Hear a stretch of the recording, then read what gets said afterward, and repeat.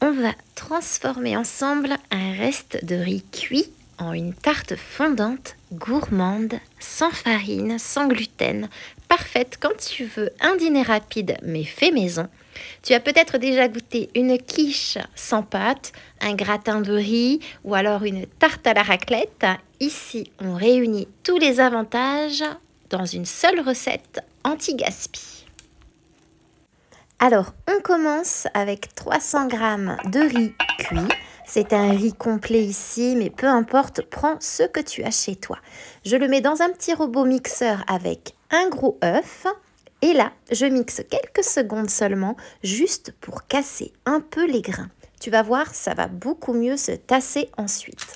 Je prends un moule à tarte, je mets une feuille de papier cuisson et j'y verse mon riz dedans et je tasse bien avec les mains. Et petite astuce de cuisine, il faut que tes mains soient légèrement humides pour éviter que ça colle. Tu verras, c'est super simple. Et hop, au four, 12 minutes à 180 degrés. Et maintenant, on s'occupe de la garniture. Je hache 2 gousses d'ail.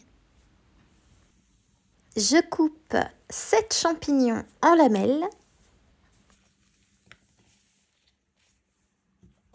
Et j'ajoute un peu de romarin séché du potager par-dessus. Ça va parfumer illico.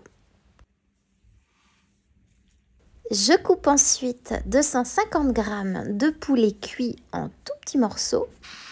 Je mets un tout petit peu de beurre dans ma poêle et je fais revenir l'ail, les champignons, le romarin et le poulet pendant environ 8 à 10 minutes.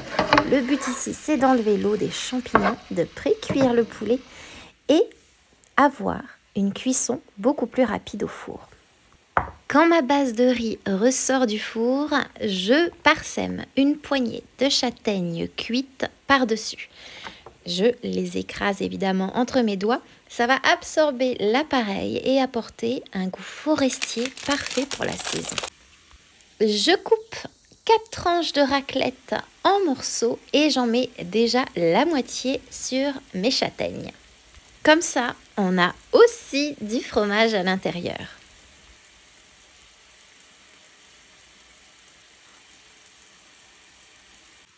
Puis dans un bol, je fouette 2 gros œufs avec 150 ml de crème entière, une crème à fouetter donc. Pas besoin de farine ni de fécule, la base se tiendra parfaitement ainsi. Je verse maintenant mon mélange poulet champignon sur la tarte, puis l'appareil crème œuf à la louche, tranquillement pour qu'il se glisse un peu partout.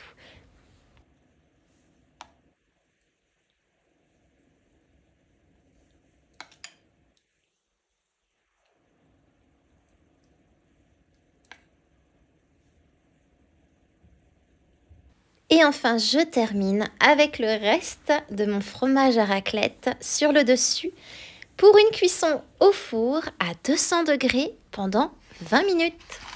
On veut un dessus bien fondu, légèrement doré et une tarte qui se tient mais qui reste fondante. Et voilà, regarde-moi ce dîner simple, anti-gaspi, familial et tellement réconfortant. Je suis certaine que tu vas garder tes restes de riz exprès maintenant.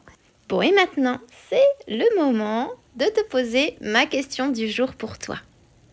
Quel autre fromage mettrais-tu dans cette tarte?